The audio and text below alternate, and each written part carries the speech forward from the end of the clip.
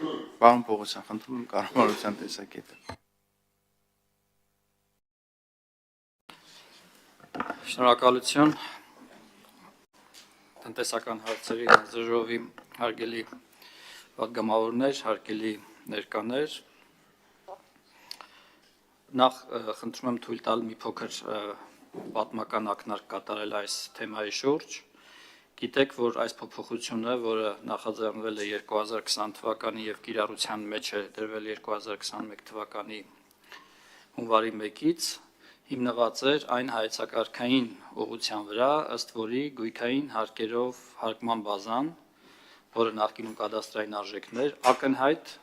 թեր գնահատված էր, հատկապես հողերի պարագայում, եւ այդ թերագնահատումները երբեմն տասնյակ անգամներով չէին, այլ 100 անգամներով էին, հատկապես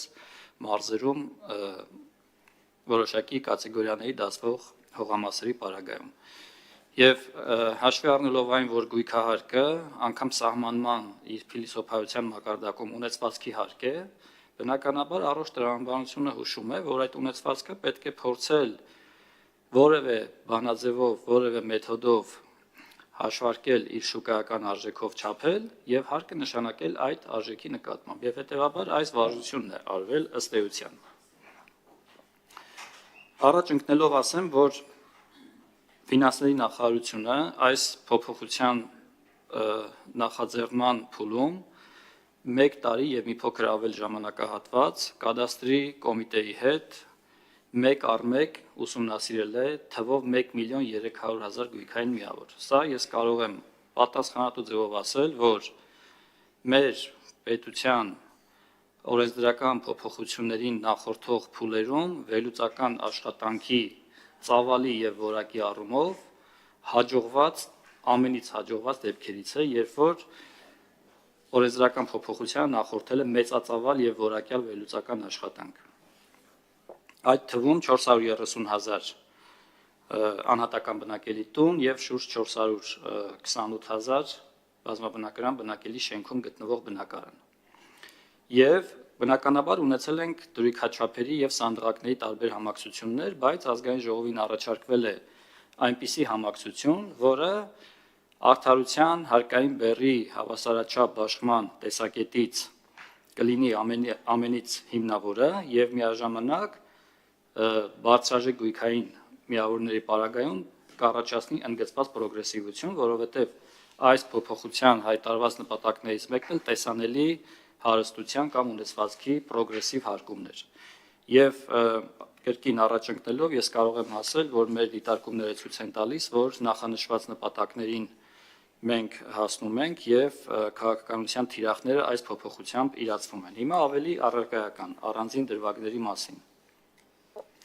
Նախ նշեմ, որ 5 գնահատումները կադաստրային արժեքների մասին է խոսքը, կատարվել էին շենքերի շինությունների պարագայում 2000-2002 թվականների տվյալների հիման վրա, որը ակնհայտորեն արդեն հնացած է եւ որևէ ընդհանուր բան չունի ներկա իրողությունների հետ, հողամասերի պարագայում ավելի վաղուց 94 թվականից սկսած։ Եվ հիմիկվա շուկայական արժեքին մոտարկված արժեքները բնականաբար ոչ ոք երբևէ չի ասել, որ դրանք հենց այն նույն դրամի կամ չգիտեմ 1000 կամ նույնիսկ 1 միլիոն դրամի ճշտությամբ հենց այն արժեքներն են, որոնցով որ շուկայում գործարքներ են կատարվում, բայց վստահ կարող ենք ասել, որ հիմնական դեպքերում կարող է 1%-ի դեպքում շեղում լինել, հիմնական դեպքերում դրանք շուկայական արժեքների 80%-ի շրջակայքում գտնվող թվերն են, այսինքն 20% այսպես կոչված զեղչ է կիրառվել, որպեսզի այդ գնահատումներում տուժող լինի ոչ թե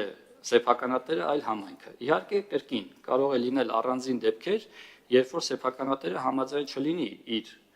գույքի համար հաշվարկված շուկայական արժեքին մոտարկված արժեքի հետ, եւ հիմա կառավարությունը նաեւ այս խնդրի շուրջ է լուծումներ փնտրում։ Գիտեք, որ կադաստրի կոմիտեի նախաձեռնությամբ բարեփոխում է կատարվել եւ անշարժ գույքի գնահատողների ինստիտուտի կայացման հայտ է ներկայացվել, այն առումով, որ գնահատումները կատարվեն որակավորված մասնագետների կողմից ստանդարտի պահանջներին համապատասխան, կադաստրի կոմիտեն հնարավորություն ունենա հսկողություն սահմանել այդ գործընթացի որակի եւ պատասխանատվության նկատմամբ եւ հենց այն պահին, որ կառավարությունը համոզմունք ունեցավ, որ այդ ինստիտուտը կայացել է, արդեն լուծումների տարբեր այլընտրանքներ կան, դրանցից մեկը կառաջարկվի այս խնդիրը լուծելու համար։ Եվ այս փոփոխության արդյունքում հարկային բեռի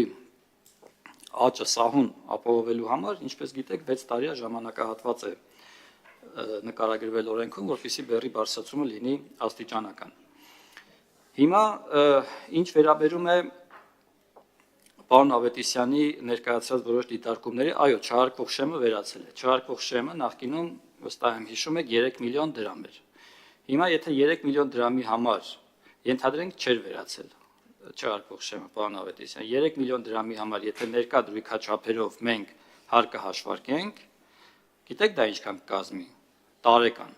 Դուք անընդհատ ամսական հարկ եք ասում, իդեպ կարելի է տարեկանով խոսել, որտեղ գույքարկը տարեկան հարկատեսակ է։ Եթե մենք հիմա դիցուկ ունենայինք մի հատ գույք, որը 3 միլիոն դրամ շուկայական արժեքի նոտարկված արժեք ունենար, դրա հիմա դրան էլ կգամ։ Հիմա դրան էլ կգանք։ Դրա հարկը կլիներ տարեկան 1500 դրամ։ Այսինքն ամիսը 100 դրամ մոտավորապես։ Հիմա ենթադրենք այդ 3 միլիոնոց գույքը դարձել է ինչքան, դուք ասեք։ Ես կարծում եմ դուք եք Օրինակ 10 միլիոն դրամ։ Մենք առանձին դեպքեր ունենք, որ 10 միլիոն դրամ է։ 10 միլիոն դրամանոց գույքի տարեկան հարկը ինչքան է։ 5000 դրամ, ամիսը 400 դրամ։ Լավ, ենթադրենք 40 միլիոն է առանձին դեպքերում։ Այդպիսի դեպք կարող է մի հատ լինի, որ 3 միլիոն դրամանոց գույքը դարձած լինի 40 միլիոն։ Կներեք, որ ընդհատում եմ, պարոն Պողոսյան, հենց այդ եմ ասում, որ մենք պետք է Պարոն Թադևոսյան, կարող հարցերի ժամանակ 3 ունենալ։ միլիոնը դարձնենք 25 կամ 30 միլիոն, որ իրապես այդ շեմը գործի։ Հիմա- Խնդիրը եղածը չի, խնդիրը այն մոտեցումն է։ Պարոն Պողոսյան, պարոն Ավետիսյան, դուք որ ներկայացնում եք, լսեցինք, հետո հարցեր տվեցինք։ Հիմա պարոն Պողոսյանը կներկայացնի, ինչքան ուզեք հարցեր կտակ։ Ես որոշակի վիճակագրություն ներկայացնեմ, պարոն Ավետիսյան, խնդրում եմ ուշադիր լինել, որովհետև շատ կարևոր է, իրապես շատ կարևոր է։ Ուրեմն շուկայական արժեքին մոտարկված արժեքներով դա իդեպ գրված է նաև կառավարության առաջարկություններում որպես պաշտոնական փաստաթուղթ։ Շուկայական արժեքին մոտարկված արժեքներով մեր բնակարանների եւ անհատական բնակելի տների շուրջ 90%-ը 88-ից 90%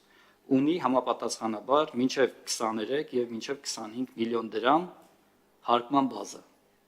Մինչև 23 եւ մինչև 25 միլիոն դրամ։ Հիմա եկեք նայենք 90%-ը 10-ից 9։ 10-ից 9 ունի այդքան արժեք։ Եկեք հաշվարկենք դրա գույքարկը ու համեմատենք ձեր նշած հենց թեկուս նվազագույն կենսաթոշակի հետ, որ ասում եք պարոն Ավետիսյան,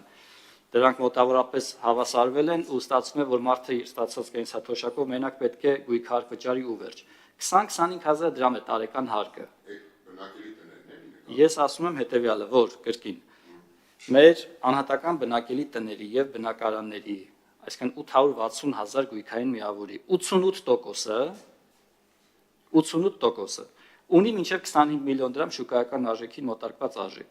Սա շատ կարևոր է։ Հայաստանով մեկ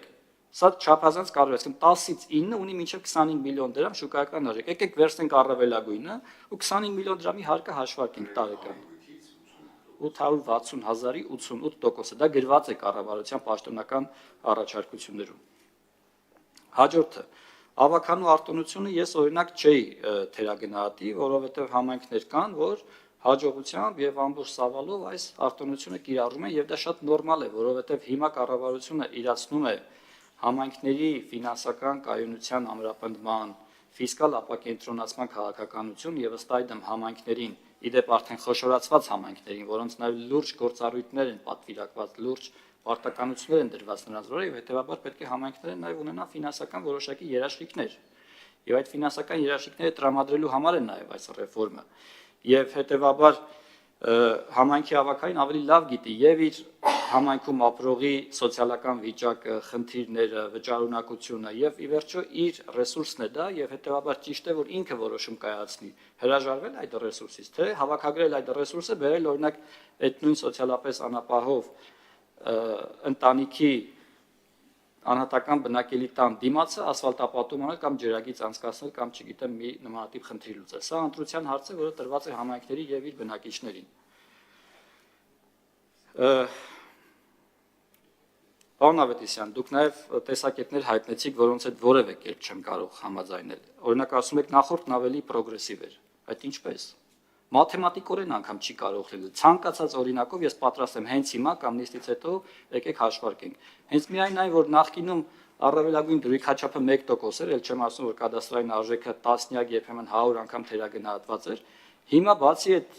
կոնվերտացիա կոչվածը, որ արվել է կադաստրային արժեքից շուկայական արժեքին մոտարկված արժեքի, ունենք ավելի բարձր 1.5%-անոց դրույքաչափ բարձրաժեք դույքային միավորների համար։ Այսինքն մաթեմատիկորեն անգամ ձեր ասածը չի կարող տեղի ունենալ։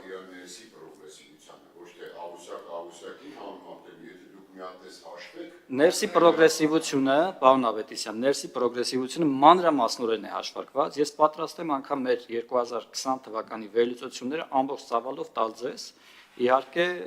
հասցեները հանելով, որովհետև դրանք անհատական տվյալներ են պարունակում եւ ամբողջ բազան ես պատրաստ եմ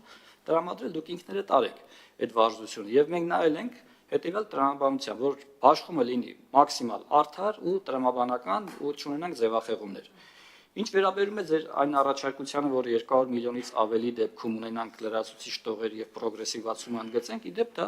նոր առաջարկ է, դա չկար ձեր առաջարկության մեջ, բայց մենք պատրաստ ենք դա քննարկել։ Եթե կունենաք դուք նման նախաձեռնություն կամ որևէ մեկը, մենք պատրաստ ենք դա քննարկել, որովհետեւ ինչպես առիթ եղավ ասելու, վերահաստատում է, որ տեսանելի հարստության պրոգրեսիվ հարկումը դա կառավարության առաջնահերթություններից է, նաեւ կառավարության ծրագրով ամրագրված։ Կատարողականի մասին խոսք եղավ, խնդրում եմ թույլ տալ նաև այս դրվագը զեկուցել։ Ի ուրախություն մեր բոլորի գույքային հարկերի հավաքագրումը, դե տվյալ դեպքում խոսում ենք անշարժ գույքի մասին, բավական տպավորիչ է։ Եվ օրինակ, եթե 2021 թվականին փաստացի հավաքագրվել է օրինակ շուրջ 12.7 միլիարդ դրամ գույքային հարկ, որից 7.2-ը Երևանում, 5.5-ը մարզերում։ Ինչ է տոկոսով ներողություն։ Կատարողականը պլանից 2.9%-ով ավելին է։ Այսինքն պլանավորվել է 12.3 միլիարդ, հավաքագրվել է 12.7 միլիարդ, սա 2021 թվականին։ 2024 թվականին արդեն հավաքագրվել է շուրջ 22 միլիարդ դրամ, այսինքն 12.7-ի դիմաց 22 միլիարդ, ընդ որում 24 թվականին հատկանշական է, որ մենք հավաքագրել ենք դեռևս